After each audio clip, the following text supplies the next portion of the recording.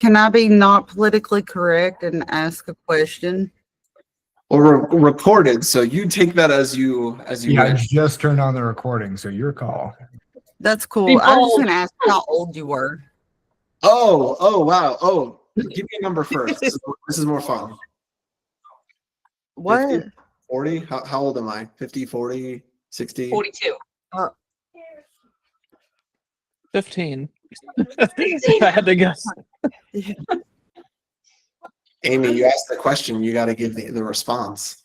Oh, I know, but like I'm really terrible at this, and I'm definitely probably gonna offend somebody. No, you should offend me. It's fine. I'm the only person here. 32. Wow, I'm actually turning 32. Yes. Okay. Are you really? That's like the first time that's ever happened. Nice. Yeah. Well done. Well But I've done. been a consultant for too long. In consulting years, 1 year in industry is 5 years in consulting. So I am going full gray. I basically added about 15, 20 years, dog years on my life. So I can understand that. I was just curious because, like, you ask us how data went from big to small everywhere. So my perspective at 40 is different than yours at 32. yeah, and I'm going to talk like I'm 50 or 60. That's the problem. Yeah, well, Okay. I was going to say with that, I'll go ahead and introduce Ofir since we got the recording going. Yeah, so he is a lead data engineer and architect at Atrium these days. He's sort of a longtime friend of the program at this point. He's mentored for us. He's spoken on several occasions. He's been around a lot. But yeah, here to talk about sort of how data went from small to big, not the other way around. Hopefully it won't happen, but we'll see what happens. I'll go ahead and pass it off to Ofir. Sure. So thank you for everyone for engaging with me a little bit. So yeah, my name's Ofir. It's O like the letter, fear like the emotion. I know it's not spelled that way, but that's how it's pronounced. As David said, I work at, I do this data stuff, and I work at a company called Atrium. And today I really want to focus on this really interesting moment where data went from small to big to kind of everywhere. I've been playing with this title, thinking if I need a comma or not. But we all live in this space. You're all learning about it in some form, interacting with it, operationalizing it, right? Performing transformations and manipulations. So this space, I will say, is very different than the programming world.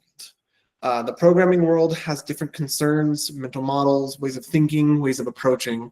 The data space is very different. And what I want to do a little bit is introduce you to that space. And it's a really rich history. So I don't expect anyone to know this or to hone in and focus on it, but I want to talk about it in terms of shifts of mentalities. So where are we going to go? So, I'll do some very, very light introduction. Where are we going? The question I kind of want to pose in front of you as you're all thinking and exploring data and information in all these different programming languages and courses, right? Something called, and then we'll get a little bit into the history, which I don't need you all to know. I just want to expose you to it. So it's just some names are going to happen, some pictures are going to fly, but the main core is what is the difference between a data person and a programmer is kind of the thing I constantly want to play with. So we'll talk about relational databases, which you've all been familiar with if you've taken the data analytics course or ever touched SQL. So there's nothing crazy there. There's something called a data warehouse. Then at some later point, it becomes big data, whatever that meant in the 2013s. Then I'm going to call this the death of big data or just data, right? Like we don't really need all these crazy things in data centers to process this crazy amount of data anymore. I can do it on this MacBook pretty easily. And then the last part is to kind of think about where we are in the nature of things, which is metadata, which really is about LLMs and some other kinds of files and data types and formats that have emerged throughout the years that is kind of pointing in a slightly interesting direction. So I want to kind of tell you all about it. So I like to think of myself as an old school New Yorker, so I just curse and complain a whole bunch. So apologies if you've had to sit through that. And I've been a data architect for a while, and I've done I've done pretty much every SQL system you can imagine: Python, orchestration, all these kinds of things. I've done full stack, software engineering, data analytics. We found out I was 31. So how did this all happen? Well, I was self-taught and kind of just loved the the craft, right? The beauty of the craft. And that kind of just propelled me until I could land that first job that then turned into a second job. And then the advice I typically give is landing the first job is the hardest. After that, it moves pretty quick.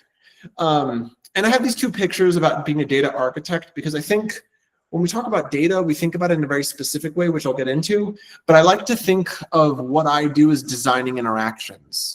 And I mean that in a very strange way. I don't think about my job as a technical solution. I think about it as solving people problems. And just to give you a small example, right? When you were at university or you had to call some bureaucracy and you sit on the phone and they're like, hey, we can't help you. Can you go through here and file it like that, do this and that, click here and there. I don't see that as a coincidence of, hey, I need to do all these things to jump through all these hoops. That's actually by design. Someone designed these systems, someone adapted them, and they just turned out to make your life kind of hellish. But what I see myself doing is solving and creating architectures that evolve and can grow like a plant, right? So that means that I need to mother it, right, instead of fathering it. And a lot of how I think about my job and what I do is really around who uses it, why are they using it, how do I make your life easier? Will this last in 10 years? Will this blow away in 5? Is this a cheap solution? Is this a long-standing solution? Who needs to pick this up after me? So I think about my work in architecture as solving people problems, because in consulting, the truth is that 90% of the problems are people problems, only 10% are true technical problems. And that's a different way of kind of orienting yourself in the world. So we make all these things, but really this is what I see that I do. And I'm just designing interactions. So one of the things of kind of I've been hinting at and really describing is, well, we're talking about small and big data, but this is very messy because we haven't even talked about what data is. We have all these job professions that you may or may not have heard of: data analyst, data engineer, data architect, data scientist. I mean, the language goes on. But what is data, and how do we kind of orient ourselves towards it? And I'd say there's really two big ways. And the left-hand side is how I used to think about it as a programmer, right? When I was doing software development and full stack development, right? I thought about SQL as just that storage unit, right? It's like a filing cabinet. You throw some crap in there, you put it, you close it, you're done. But as I moved into data, something happened, right? My orientation changed because it wasn't about quantities or characters or symbols or facts, right? That I had to operate and perform and store, but I really thought about it as something given, right? It's given by Excel. What does that mean? What are the nuances of Excel? What does it mean to be alone and to be a number and to be an integer, right? Well, how does the business think about this thing? How are they organizing data? How is data moving across systems? When I integrate it from here to here, what is the nuance as it travels on that bus? So something happened along the way to me, and I always found this to be really quite inspiring. When the only other time I got this is when I learned other programming languages like Rust or Clojure or Lisps, or all these esoteric languages that you may not have heard of, because it taught me a different way to think and approach what data meant, what programs meant, how to separate out concerns, how to approach problems. So they became a structure from which I could learn from, and they were never a teacher, which is the most interesting part. But the way I want to kind of start off, and everyone can, get your rotten tomatoes. I know this is icy, so some things may have molded, but you can feel free to throw them. But I'd say one of the biggest differences between a programmer and a data person is the programmer thinks about how to manipulate. The data person sees data as a reference to the world and things changing in the world. And we're asking about how people operate and behave and interact. This is why I kind of say that my job is really about designing interactions, because the data is just the fulcrum through which I do that. And so what is this mental model, right? The programmer tends to encounter data as a stored structure and do some transformations, some inputs, some outputs. And data people tend to encounter data as something already given, right? A trace of the world, a bias, a representation, something that's not all there, what's missing, what is appearing. And the orientation, again, is quite different. And maybe a better way to sum it up is that this is not a fine line separating all of us. This is just a small change in definition where the approach is data is operational. You get your job, you get a ticket, you work on that ticket, you do those transformations, you solve it in the most efficient way. But what I do at work is I think about data as meaning, not a measurement. It's something that already has semantic value even before it was created. And all it is memorializing it.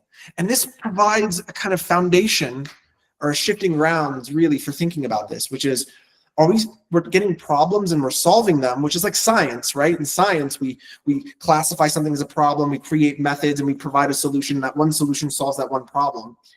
But I like to think about data, and have talked with many colleagues about this, about we ask questions and we respond to them. And our responsibility is to get as close as we can to the answer.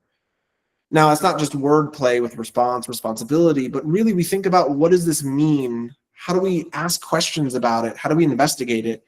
And a lot of the time, this orientation is all around business value, thinking about the business, when that's just the context. Context is, of course, king or queen, but we're thinking about data and how it actually operates and what it means in the world, right?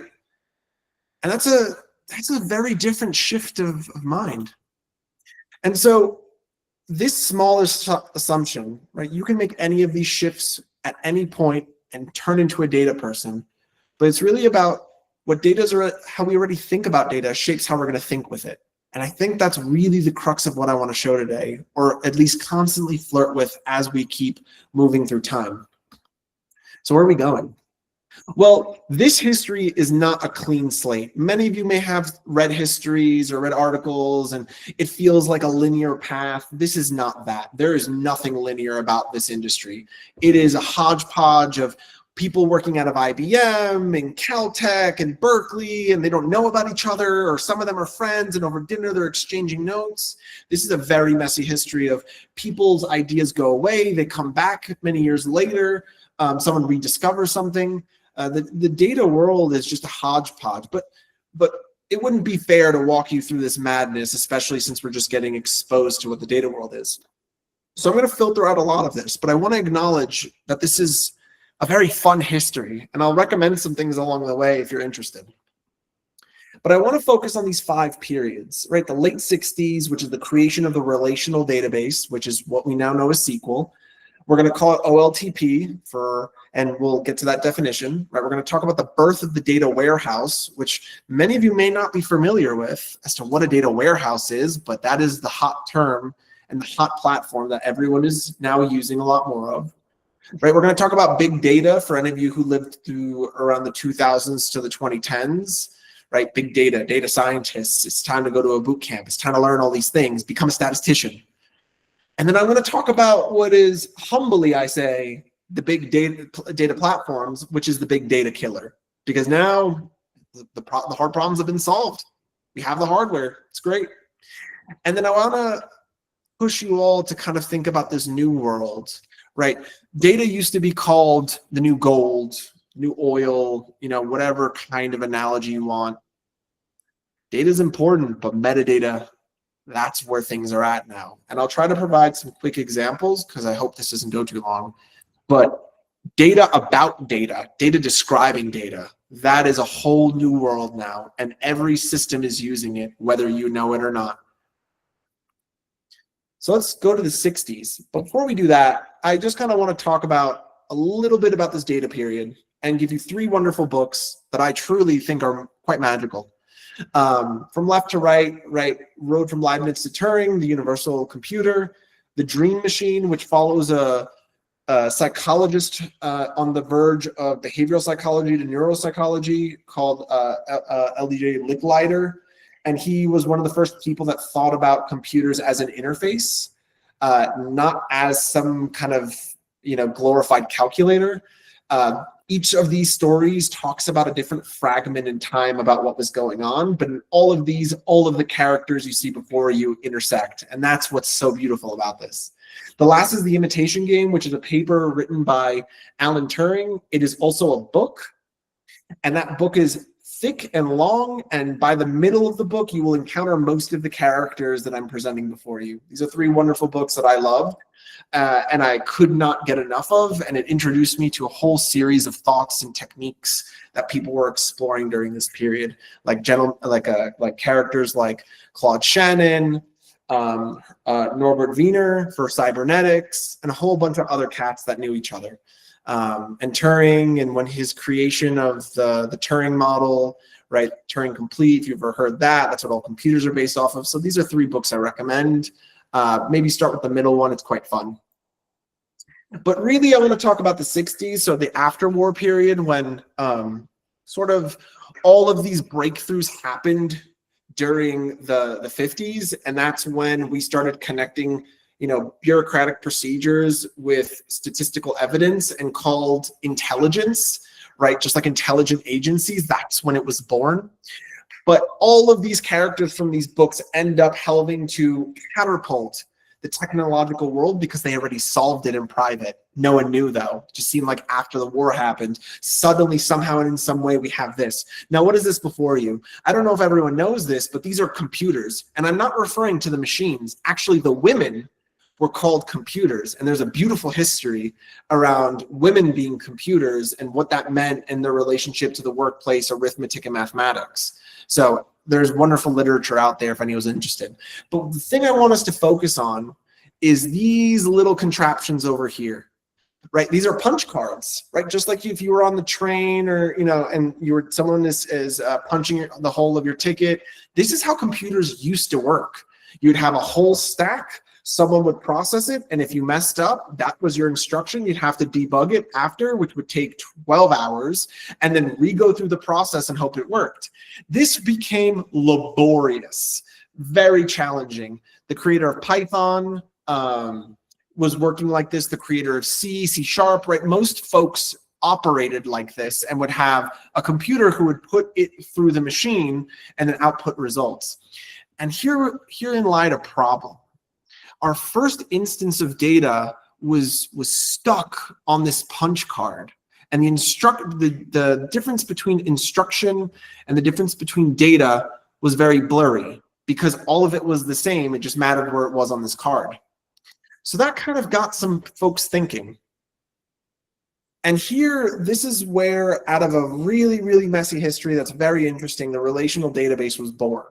And they called it back then databanks.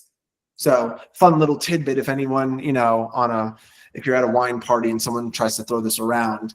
But there is a gentleman by the name of E.F. Todd who in the 70s, and I highlighted it apart because I think it's rather interesting, thought a lot about what if we interfaced with these systems, with this information in a way that was neutral to the hardware, right? So in other words, we don't need that stack of cards anymore. Someone just got to get it in, and then we can operate on it. And that's and that's what SQL is today, right? SQL abstracts having to write Python or JavaScript or anything like that to interface with the hardware, so it simplifies. And this is what the start of the paper says, right? Future users of large data banks must be protected from having to know how the data is organized in the machine, right? And the prompting service which supplies such information is not satisfactory solution. Right, activities of users at terminals and most application programs should remain unaffected when the internal representation of data is changed, and even more, some aspects of the external representation are changed. What does that mean? That really means that we need an interface to work with our data that does not require us to think about these cards or how they're stored on tapes or on punch cards. Right? We need an interface that allows us to think through the world and model it in such a way that is relational, because everything relates to everything else. And this was already in the 70s, and this was a kind of algebra on how to do it. And it's a very interesting paper, but some of you might be bored with the math. So, you know, Mr. Codd is kind of one of the founders of this. Funny enough, the people who were at his later lectures went on to create things like Postgres. So all of those cats all interconnect on this. And that's a fun little tidbit. So let's talk a little bit more in modern terms to kind of help out. So we call this a relational database, right? Or an OLTP, which is an online transactional processing. High-level storage, so you don't need to think about how the information is stored, right? And high-level compute. blend together because you don't need to worry about it. Select from, where, group by, having, order by. That's all you need. I don't need to write a program. I don't need to do an iteration, write a for loop, a while loop, write a function. I don't need any of that. I just need to know select from, where, having, order by, and group by. This became an interesting solution because it brought together storage that abstracted away the complexity and a high-level compute, and it blended them together in a relational database. But what does that really mean, right? OLTP is a really popular term, and you should all become familiar with it. But let me show you what it looks like. It's a row storage system, one record per transaction. So if you're in Python, that's called an array. Well, really it's a tuple, but we're going to ignore that for a second. If you're in JavaScript, right, it's an array. If you're in Python, it's a list, right? In your C#, all these languages where anything is enumerated and countable, this is how it was stored, right? So here's a beautiful table called customer withdrawal data. It has an ID, it has some names, there's a balance and data and date. Now, when I say one record, I mean each row represents a customer withdrawal of their money. And that's great, right? Because that means that if I'm swiping my credit card, all I need is the system to modify this. And if David modifies his credit card, the system just needs to do that. But we can swipe them at the same time, and it doesn't stop each other from happening. Now, if you give your credit card to someone else and you both swiped at the same time, that's a little bit more complex. And there's an answer to that, which I will not be giving. But this is how databases took over the world, right? Is that we thought about the world transactionally, which is why it's called an OLTP, and it's relational. So what does that also mean? Well, before we kind of show what relations are, right, here's some basic observations, right? Things can be structured representing rows and columns. It assumes that relationships are stable about the world we're modeling. Attributes can be counted, right? You can perform, how many people had a balance, names, if we need to adjust them, if they change. But the real thing that I want to talk about is, right, meaning can be preserved through minimizing redundancy, right? I swipe my credit card, somehow my balance goes down, I put and I deposit money and it goes up. That one thing is affected and everyone else can play in the same space and no one has to step over each other's toes. And what this allowed for was we didn't avoid interpreting the world. We actually just froze it because now a customer is a thing. A transaction or a withdrawal is a thing. A loan is a thing. And that's really the crux of it, right? We just think about it in terms of the rows, and each row in the technical terminology is called an entity or a thing. And it has a relationship. So here's your withdrawal table, right? And then here's your customer loan table. There's a relationship because one customer can, take out money, and and the same customer can also have a loan. But those two tables respect different concepts of the business or of reality, and that's how we're modeling. So we didn't stop interpreting and freeze it. Right? We're just trying to anchor the world and its meaning and kind of codify it. So that's the relational database, right? That's how things relate to one another. Multiple tables have keys, ID, customer ID, they relate, you bring them together, and then you get a fuller picture of what that customer is. So the crux of this period was that databases were not tied to their hardware anymore. It was an abstraction that made life a lot easier. Right, to let people, to meet people where they did work, not tell them how to do it. And this became incredibly powerful. And there's a reason why SQL is not ever going away. No matter how many Medium articles you read, the death of SQL or all that, it is here. It is not changing, but it is advancing. And that's some of the later technologies we'll talk about. So we went from the 60s, a proliferation happened. Business people saw this, they're like, oh, this will help us. We have data, and people started purchasing SQL. IBM started selling it, and all these other companies that kind of dwindled away, right? You get more electronic lines, right? And you have all this telecommunication that needs to start happening, right? And like things are starting to blow up a little bit. But here's the fun part. Data warehouse emerges. What's that? Well, let me describe the situation, because every technology, no matter what it is, you should always ask the question, what problem did this respond to and when? It's It's a very simple question, 2 parts, but it also unlocks a lot of how to start thinking about things. If you ever opened a technology like Python or JavaScript for the first time, you're like, I have no idea why people made this, and I have no idea why this, right? Ask that question. That leads you into further examination. So here's that deposit I talked about. On the left-hand side, my data was in one place, and then in another, it's a different one. And suddenly I, deposited $400. Good on me. I'm happy about that. My bank account's getting bigger. But here's an issue. If that happens and I query the database and all I see is 500, how do I know how I got there? Because we're just updating the data in place. How did I get there? What was my deposit history like? What if I changed my name? What if I changed my address? I lose information the moment I overwrite it. And this is called write in place, because we change the data in place and now you can never know what happened. Time, the before, the after, dwindles away at this ever present. And that's what update in place is really about, right? It overwrites data for efficiency, because we were dealing with the amount of data we had and we could store was enough to do, I don't even know what it is now, but it used to be enough to just fill in a tweet, right? That many kilobytes. It was very small, but we made it work. But you can't now ask these questions of, how do I get back in time and see my previous balance? Or what was the user's previous balance? We can't ask that question because we're just updating in place. This is where the data warehouse emerged. And how we're going to talk about it is it's an online analytics processing. And analytics is really important because we're not dealing with transactions, we're dealing with aggregations, right? I want to know sums, I want to know the highest, I want to know the lowest, I want to know the average, right? It's when you take a lot and make a little. And in the industry, we call that a cube. So fun terminology just to expose you. But what does that look like? Well, the structure is different because before, each row was separated, but now columns are separated. So that means the underlying storage is totally different with totally different function. But why? Because all we do is design. Design is about making choices and trade-offs. So the same customer withdrawal table is columnar stored, which means that all of those columns are stored into a very specific way, because then you can process the entire thing in parallel because you're not dealing with mixed data types, right? ID is just a string, or what we call a varchar. Name, string, varchar. Balance, integer, right? Really should be a float or a floating point decimal, and date is a date timestamp. In this case, just date.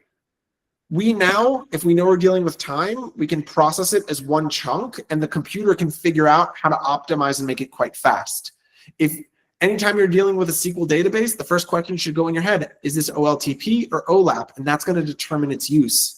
You should not be trying to use one SQL to solve all problems. I promise you, it fails. I've watched it. It's horrible. I've had to clean it up. It's god-awful. But notice, right? There's also one little thing, and David, good on you. Well, kind of depends. Before, we saw individual lines per customer. Now David appears twice. What happened? Well, David now did a balance withdrawal on a different date with the same ID. That means if that we filtered on this ID, we get 2 columns back. What does that mean? That means that we are now taking account of the past, because on the 9th of 2024, David had $300, but listen, it's cold out, it's time for pizza, he invited friends, maybe a beer, it's very nice, right? But he threw some money down. And now that's logged. And now we know David's behavior or change over time. Time now becomes an element of an OLAP system, and now we can process and see trends and do time series analysis. So this, what we call in the industry, is denormalized. A normalized table is one unique row per person. We just override in place. So a denormalized table now allows for many instances of David to appear. And we'll see what implications that has in the next part. But before we get there, I just want to kind of go back to these assumptions, right? So reality is interpretable through business concepts, right? Now we have the concept of time, of a balance over time. The past is knowable. We can even compare it. We can even see trends, right? But now what's even more important is somebody have to figure out the design of that schema, the ID, the name, the balance, the date, and other things, or other tables it relates to. And so now organizations have to agree, because if David is in marketing and I'm in IT, we may have different concept of what a customer is. And now we have to have a handshake negotiation for how that data needs to be represented, because David's the subject matter expert and I'm the IT guy. Now the business analysts, all these types of things start creeping into the data space, because we need their expertise, because they understand the business, they understand the reality, they understand how people interact. But now I'm the one who's in charge of storing it. Now we have something that's starting to emerge called data governance. How do we govern this data? How do we handshake? How do we say different parts of the business get to interact with one another? What's allowed to happen? What's not allowed to happen? Where is that written down? Is that written down? These are totally different questions, right? Now that we've just denormalized our table, allowed David to appear twice, suddenly different things are happening. And metrics now stand in for decisions. It's now a choice to put your balance. It's now a choice to add more columns, because now we may need different things. We need to answer different kinds of questions that we couldn't typically answer. The transactional database let us update things and move things around. But now in analytics, we want to know something about the behavior of our customers. It's a totally different mindset. And what does that allow for? Meaning can become standardized, right? And this is really important, and it has huge implications, because now we can talk about uniformity. And this is what all the industries are trying to figure out now with AI, with LLMs, all this kind of crap. Is how do we make a uniform architecture that agrees on different parts of the business so that it can roll in, and we can actually use that, because if data is bad data in, bad data out, tells you nothing about behaviors, tells you nothing about what these people are thinking or doing. But I'm getting a little bit ahead of myself. I'm a big book believer. So one thing that emerges out of the data warehouse in the top left book is the Bible. Very boring, hate it. Don't recommend it typically. I just can't sit through 1,000 pages. That's like really kind of all over the place. I like this book personally, and it's a little bit drier. It's a little dry because some of you might not care. But if you are dealing with data, it becomes penetrating. But we call this data modeling, or how do we model things in the world and represent them in our database, and then eventually get these things like sales reports or marketing reports or product reports, right? So we send multiple data in, we have some transformation, it's modeled, right? We might have a customer dimension or an attribute of customer, an address book, right? That tells you nothing about any measurements, just where people live, because David and myself could live in the same apartment complex, right? Whereas all of you could be living in different homes. We don't want to constantly just waste data away. We kind of want to model it in a way that it can grow with our use cases. So all these books are about how to model data, how to talk to a customer, how to think through this thing that comes in. It has nothing to do with programming. I swear, some techniques, some SQL, but really it has nothing to do with that. It has everything to do with how do we model the world? How do we think about the world? How does it relate to one another? Right? How do these things interact? And then we get to big data, because the problem I just showed you was an implicit one.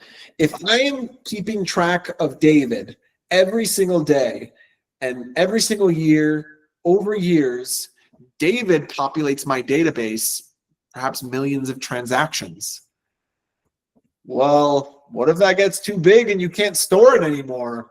Welcome to the 2010s, folks, right? The 2000s to the 2010s, that's big data for you, is that it's too big to put on one machine. So we need multiple machines to handle it. And maybe this is more of a history lesson, but the way people tried to classify it and define it was by the big V's, right? Volume, veracity, variety, value, and velocity. Our technology, our hardware was shit. Google had to put together some of the most backward machines you can ever imagine that look like gum and tape put it together to create an architecture that could process this scale of machinery. And that's why you're all indoctrinated to think about scale. But what about scale? When this gets bigger, what do we do? Right? If you've ever heard that term, this is where it comes from, because they said, oh, David's in my database. That's cool, but like, it got too big. Now it blew up. I don't know what to do. So how do we optimize, right? This is the language of where it comes from. It's kind of, and it came also prior, but the technology and the hardware, again, 23 kilobytes is nothing, but you had to make it work for your data. So you really wanted to think about how these were technical problems, but soon we're going to get to the people problems, and that's the shift in that mindset. So we needed to create distributed computing, which is those data centers that you all probably hear about, right? That have multiple machines that, you know, get a request and process it really quickly and do all this kind of stuff. If any of you have ever used async, this is a remnant of that. That was, you know, in the 80s and 90s, they were already trying to think about how to speed up computing because it was already too slow.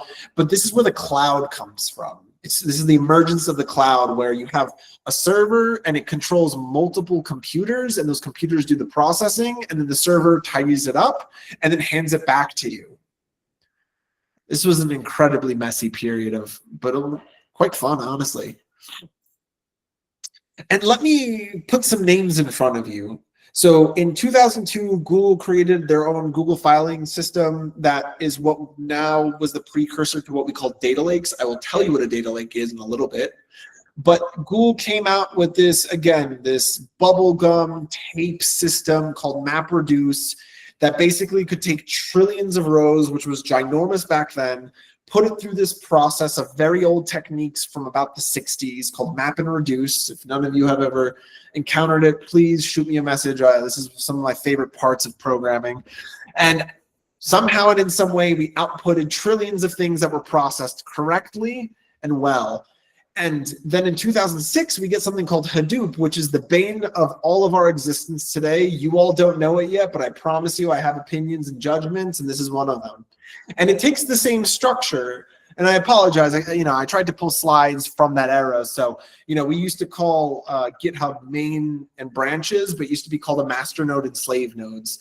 Interestingly enough, that's been kind of rendered out, but for historical purposes, I thought it was appropriate. But you can see that MapReduce right down yonder over here, still operating.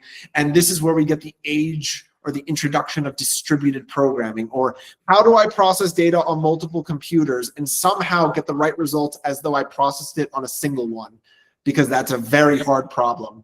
And we are haunted by Hadoop today. And there's something called Hive, which is their filing cabinet system that keeps track of all this, that many of the later technologies still use to this day. And I hope to live long enough to see it purged.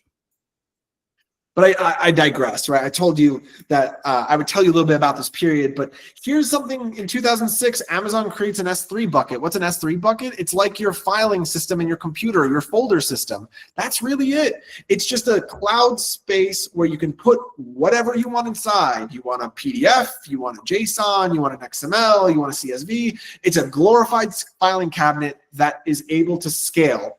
And that's what starts to creep into big data, which is automatic scaling for these systems. And what we call that location that's severed from all the other things that you just deposit in is called a data lake.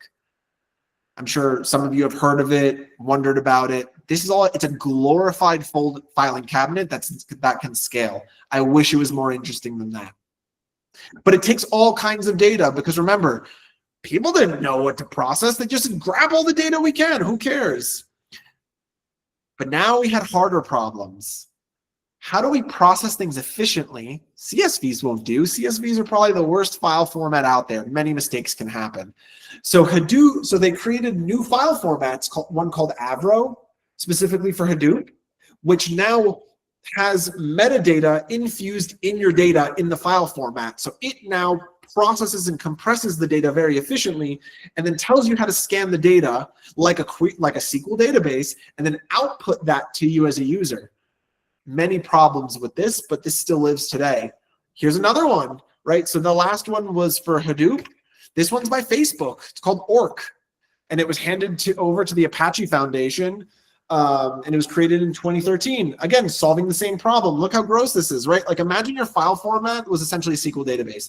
Indexing data, there's the row, now there's a footer, tells you where to go, fixed length. Okay, now it figures here. But what if you did many little inserts. This thing spits out very poorly, but it still works today, right? And these are all different companies solving different problems because their data is getting too big. They can't handle it.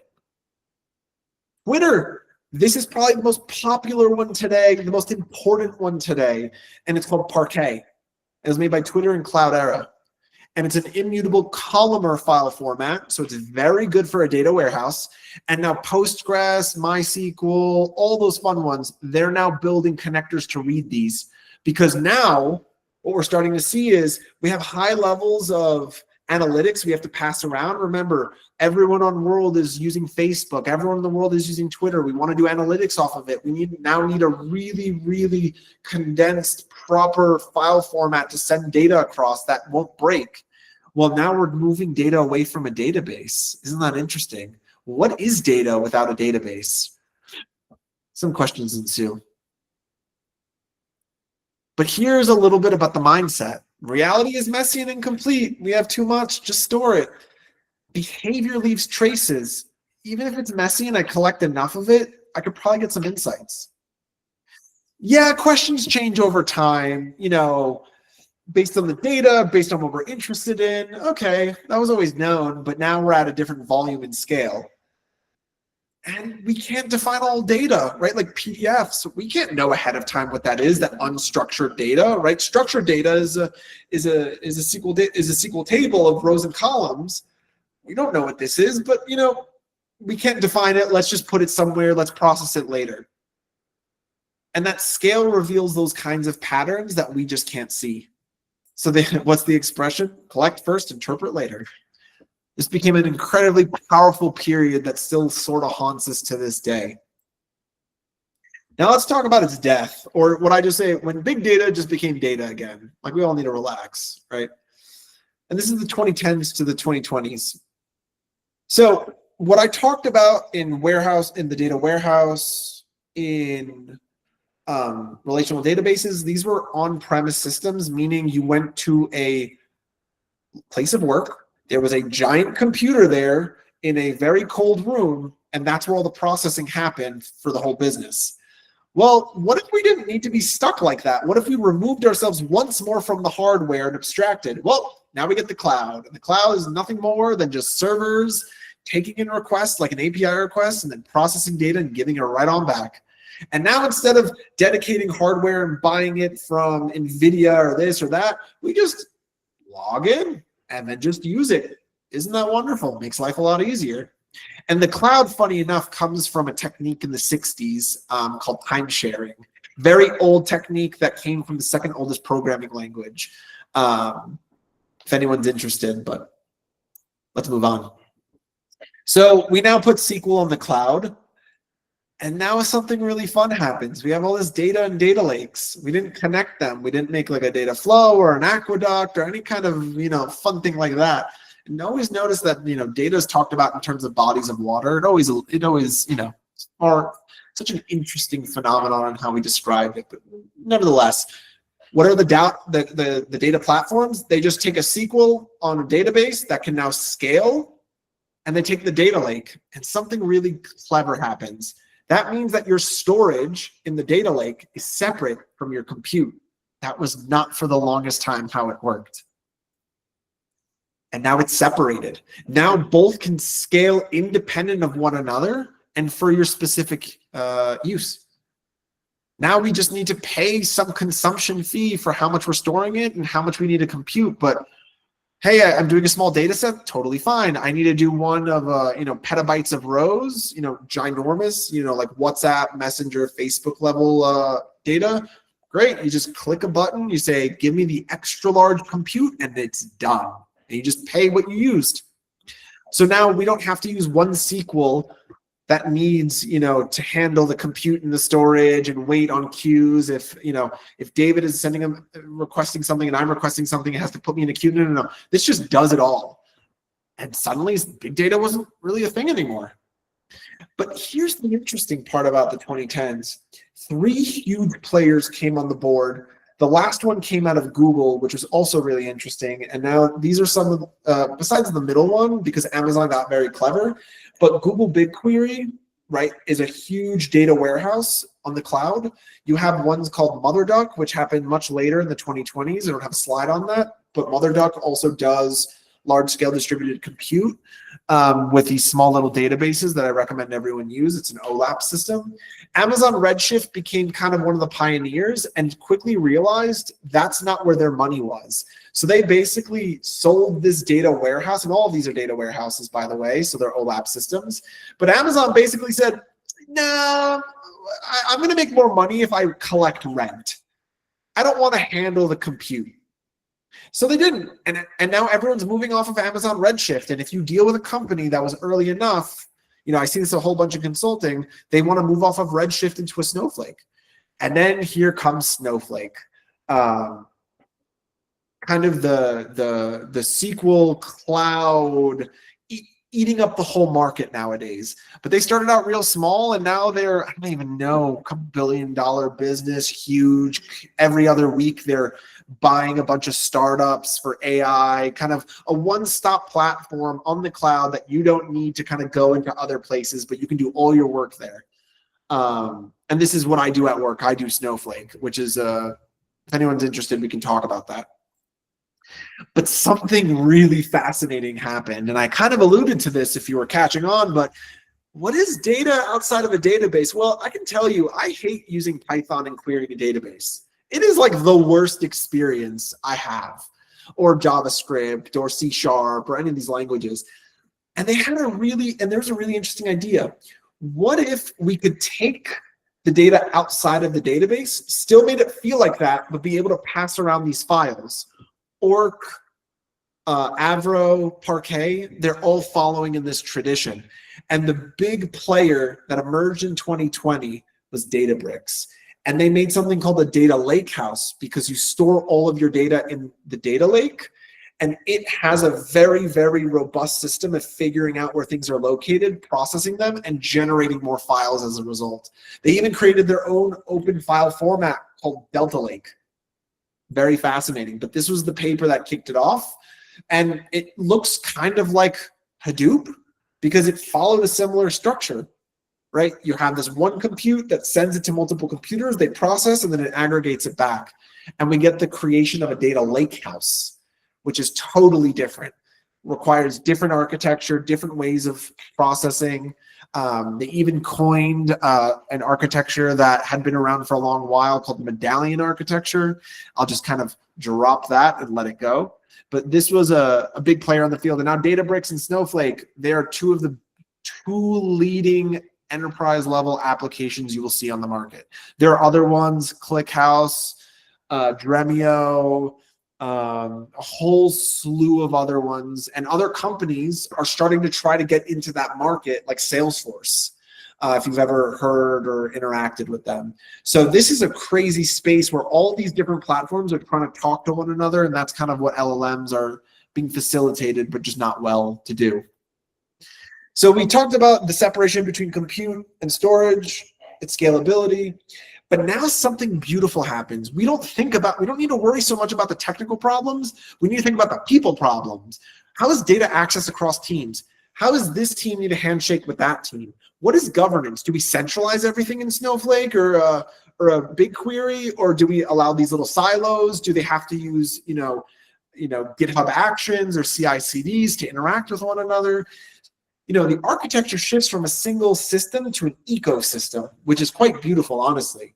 And data now is not just a measurement, it's a product. It's something that's living. It's not a project, right? It's something that's continuously growing, and using it like a product, like you would, becomes super beneficial.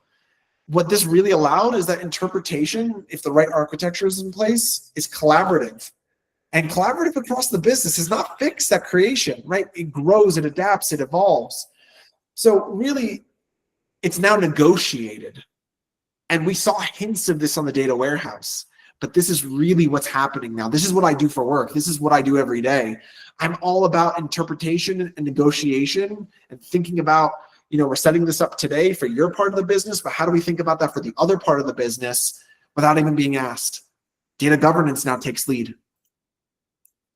And this will be short because I know we only have a couple of minutes. But I wanted to just tease a little bit about what came after the platforms. Well, all these platforms are now metadata driven, because now it needs to use metadata to know where things are, how to process them, where they are. So metadata now is very much the new gold. It's the new oil, it's the new that. And it's incredibly helpful. So some important characters is Iceberg. That is a hot topic right now. Data governance, something called data catalogs, LLMs talking to each other through MCP protocols, right? All this like jargony things. Duck Lake stepped in and took out Avro and now is creating a new standard file format for these kinds of open file format standards. You have things like Cortex AI and Snowflake that is now, you know, you can talk to it and it'll look through your data and then generate outputs and train and model. But all of this does not matter about data as much as it does on your metadata. A lot of what I do on the architecture side for these types of engagements is I think about how to grow your architecture, how to grow you from doing analytics or dashboards or anything like that into how do we think about your metadata? How do we design a process that is metadata driven? So when you're ready for AI or LLMs or however you want to call it, right? It's not just a whimsical wish, but a technical reality. Who uses it? Why should it be used? Should everyone be able to see the data? Those are questions of governance, the whys, the meaning. What does it mean for this data to be there? Should it? Should we throw it away? Should we retain it? Right? Like those are the conversations in the data space that we have, and at different levels, you have different variety of them. If data is the treasure, metadata is the map, and that map is worth so much. So metadata becomes the context, assumptions, and the lineage, right? It makes you how you manage your interpretation at different scales and context, and it becomes the instruction for meaning. So if interpretation is the core of the data work, and I apologize for the misspelling, the metadata is the map of that interpretation. We are now dealing in a very different world, a world that if you are writing programs, you can write metadata programs now, right? Like a part of my career is actually doing that in SQL, in other programming languages. And this is a lot of what's happening in this LLM space and these architectures is metadata is king now. And now we all need to figure out what we're doing with it. And hopefully we learned something from that big data era, because it's great to just have it all, but it's kind of not useful if we don't know how to organize it. And that's what these cloud platforms are all about. They are entirely metadata driven, and you can query all of them and they exist like tables and you can use all of them. So I wanted to kind of give you this light level introduction of the data space and show how that little change in assumption changes the nature of the questions you ask, right? And that shapes the way that you start to think about it. And all of these tools, right, they all respond to different kinds of problems, and you need to search out as to why was this created? What did this solve? Why does this exist? How did it grow? And those are data questions. So if we really think about the core assumption, if we bring in the last part, is that metadata is how you explain those assumptions. So don't be kind of scared to start thinking about data as metadata. It's really, really powerful. And until you actually wield it, it's just words on a wall. So I just want to say thank you again to everyone at CodeU. I always appreciate being here. It's always such a good time. Thank you, David, for setting this up. And I hope you all learned something and enjoyed. Again, this is to expose you to that world. So have some fun with it. Look up those things. Search those books. That was really good. Thank you. Yeah, of course. Yeah, with that, are there any questions or anything? We have a couple more minutes before we wrap out. So I had a question. I had gone to a previous tech event, and it had like there's data that I guess seems like it's not being factored in or used, like the data generated from autonomous vehicles or virtual reality. Like how is that data going? Like where do you see that kind of factoring in with this architecture questions or governance? And yeah, do you have any insights or thoughts on that as far as? VR is very similar to Minecraft. It's just a bunch of cells, like an array. It's an array of arrays. That's really it. That's it. So they are using how you track, how you walk, because in order for you to walk, you had to have a previous position. If we have a denormalized table that's specific to you, then I know how you walked previously. I now have a before and an after, and now I can do a time series analysis to see what you're up to, what you're interested in. Okay. So getting good at like understanding arrays and how to manipulate arrays or interpret arrays is a good way to kind of understand VR generated data. It's all that it is. It's just a glorified array. Really a matrix, but yeah, an array of arrays is just a matrix. That's it. Okay. And then you can do computer vision on that, right? And computer vision just asks questions around what are the pixels on the screen and how do you aggregate them and how do you look at them and how do you store them? Like, that's it. That's the entirety of that field. It's not that crazy. It's a little crazy to me right now. Nice and simple. Heck yeah. Okay, not simple, but it's not like Simple does not mean hard. You know, make simple easy is the key. Any other questions, concerns, thoughts? I know it's late in the day and we're all tired. I understand. I will say, if not right now, Ofir is in our Slack. You can always hit him up there if you wish. Yeah, we'll also post this recording after a couple of days, probably something like Wednesday. You'll get the recording, so you can refer back to it. It's a great space right now. It requires a little bit of everything you're learning now, and then how to think about that in terms of the people side. This is all just the people side. I wish it's not like technical problems is like, how do we make a network faster? That's a technical problem. Why are people using it? How do we make it a more enjoyable experience, right? How do we use our data to help inform and like do all these kinds of things and facilitate? That's the real fun. Unless you like the technical problems. No disrespect. I also like really technical problems. I'm concerned with how to visualize data in a way that people can easily interpret it. And do you have any thoughts or insights or advice? What question are you asking?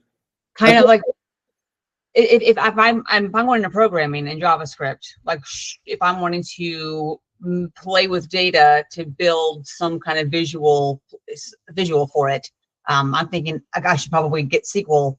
Learn SQL, obviously. But are there things that I should know to be able to talk to data or understand data? Data is an interesting space because what it requires us to think about is not how there's two phases you're describing: exploration and execution, right? And I mean that to say of like, oh, I'm fooling around with data. But if any of you have ever done a capstone, it's kind of like an awful experience because you don't have any question that you're trying to cut through it with. You're just like, oh, that's interesting. Oh, maybe that. Like, what is the question? Don't care about the data. What is the question you're trying to respond to? Right? That drives how you use it. Because other than that, if there's no way to cut through it, it doesn't matter. The data is useless. It has no life. The question is what drives us and how we respond, and our responsibility is to get as close as we can to the answer that we're trying to respond to. So the back end, right, the processing is where the meat and like all of the things that answers it. Then you take that hat off and you put your front end hat on, and you respect the charts and how they represent data and how they communicate it. So think first about how you process. That's 90% of the work. Take that hat off, and then the new hat is 90% of how to communicate it. And that's the trick. You separate those concerns out, and it's always driven by the question. No matter how small or big or profound or just, just ask, what is the question you're asking? And all my colleagues, I can pull all of them up on a line, not know what, not hear the other one, and that's the response they will always give because we're just interested in questions. Right? You can't, like, data doesn't mean anything if you don't have a question that you're trying to understand something.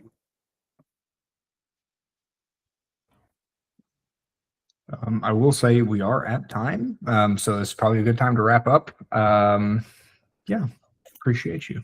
Thank you all for being here. It's great. Again, the recording is going to be out in a couple of days, and really appreciate Ofir talking about this. I'm sure we will have him back again in the future, so you can always show back up. Really appreciate you all. Always a pleasure. It was good seeing you all. Bye. You have a good night. Thank you. Have a good one, y'all. Great work, Ofir. That's a good Thank you. presentation. Appreciate it. I'll hang out for a couple more minutes in case anyone wants to ask questions not in front of the group. David, if you want, we can just kill the recording.